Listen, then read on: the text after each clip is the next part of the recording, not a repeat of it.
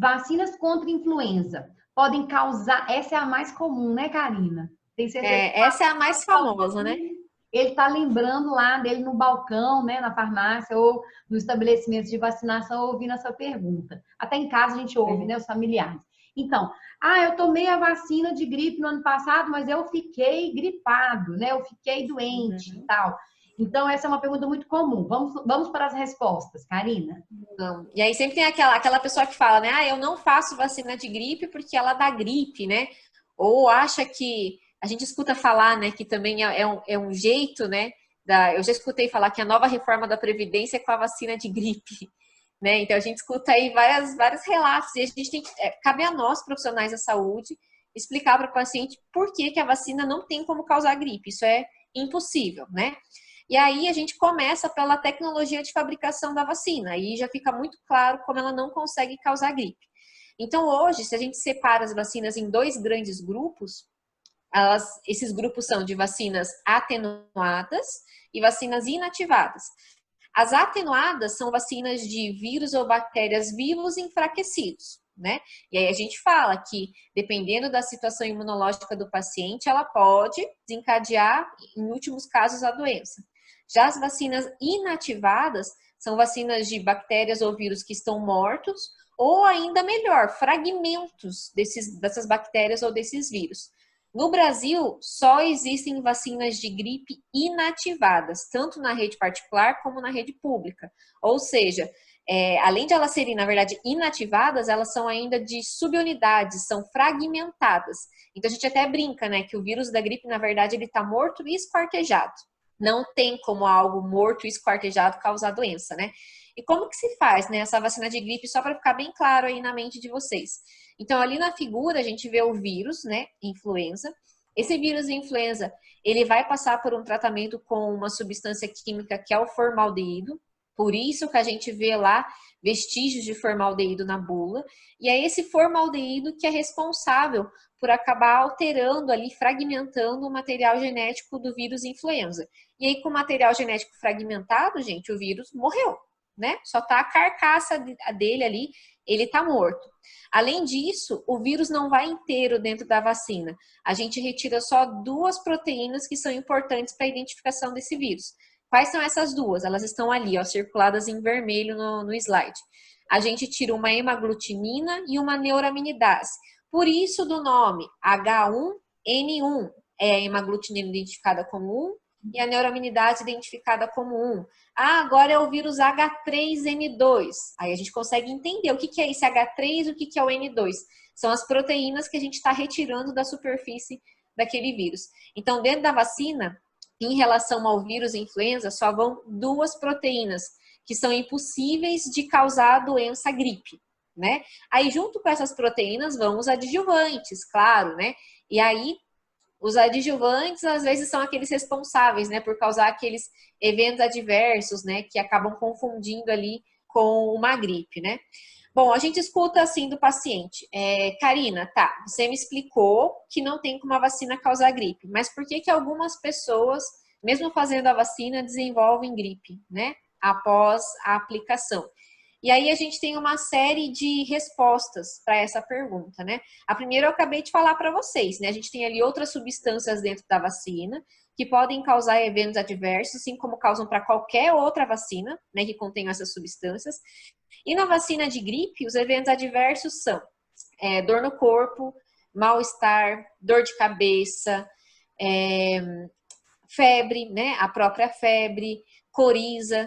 E isso acontece geralmente no idoso, né? E aí a pessoa faz a vacina de gripe hoje e amanhã acorda com todos esses sintomas e pensa, olha lá, fiz a vacina de gripe e peguei gripe de novo, mais uma vez, né? E na verdade não é uma gripe, é um evento adverso relacionado com a vacina.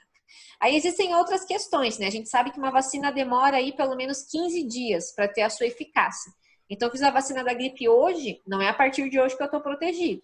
Aí vai começar um longo caminho aí de 15 dias até eu ter a concentração aí suficiente de anticorpos para conseguir me proteger. Então, se eu faço a vacina hoje e entro em contato com o vírus da gripe amanhã ou depois, dentro dessa janela de 15 dias, essa vacina que eu fiz não consegue me proteger, né? E por isso que é o ideal a gente fazer a vacina de gripe o quanto antes, não esperar lá para junho, julho, agosto, porque aí o vírus já está mais circulante e aí a chance da gente já estar infectado pelo vírus é muito grande, né? E a vacina não consegue ter o seu efeito. O mesmo vale se eu entrei em contato com o vírus, digamos, ontem ou anteontem, né? Em 15 dias, e fiz a vacina. A vacina também não vai conseguir agir contra aquele vírus que eu já estou incubando. Então, não funciona. A gente chama isso da janela imunológica, né? Que acontece bastante.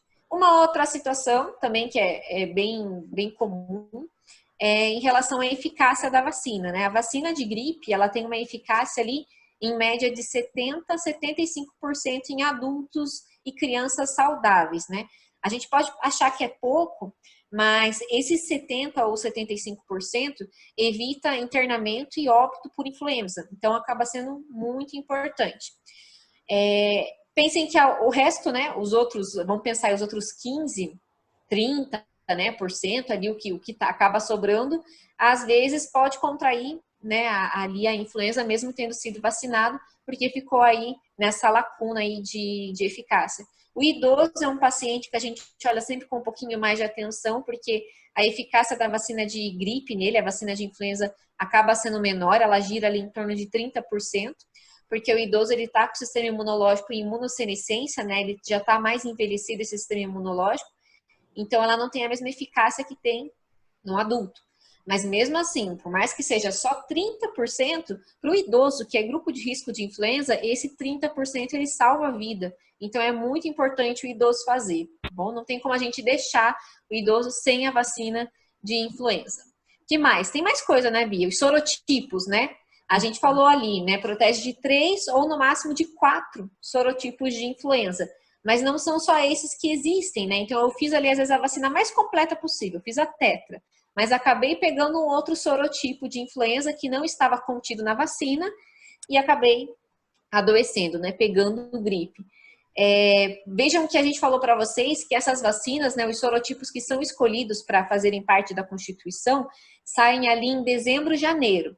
Às vezes, gente, nesse meio tempo, o vírus influenza muta. Então, a gente estava apostando em 4 sorotipos, que foram mais frequentes do ano passado, e teve um sorotipo desse que acabou mutando. E aí a vacina não consegue pegar esse sorotipo mutante, e aí a gente tem mais casos desse sorotipo na população. Ok? Eu acho que são esses, né, Bia? Tem a questão do resfriado, Todos. né? Lembra até que a gente conversou um dia? Isso. A gente vê A confusão. a confusão do que é gripe, né, pessoal? Então, assim, é importante a gente lembrar que quando a gente está falando de gripe, a gente está falando de uma infecção viral, ou seja, é uma infecção por um vírus influenza. Então, às vezes, o paciente apresenta desconforto respiratório, né? Uma rinite que incomoda muito, com espirro, com tosse, chega até ter secreção, chega a ter algum desconforto até mesmo de outros sintomas, né? E ele chama isso de gripe. Então, também tem isso. Nem sempre tem essas situações que a Karina falou, mas nem sempre é exatamente a infecção pelo vírus da influenza por um subtipo que não estava na vacina, ou ele se infectou antes da vacina. E sim, não é exatamente gripe aquilo que a pessoa está relatando como gripe. Inclusive, o próprio... Isso, é importante pontuar que a vacina de gripe não protege de resfriado, são vírus diferentes, né? Então, não é porque eu fiz a vacina de gripe que eu não vou pegar resfriado, são coisas totalmente distintas. Exatamente. Bom, então a gente tem todos esses itens aí para poder explicar para o paciente, quando ele fala, mas a vacina de gripe causa gripe, ou fiz a vacina e não adiantou nada, para mim não funcionou, né? Então, a gente consegue explicar dessa forma. Lembrando, então... Vamos para a próxima. Lembrando que é um mito, então, só para encerrar aqui, lembrando que é um mito, né? A vacina contra a gripe, ela não pode causar a gripe.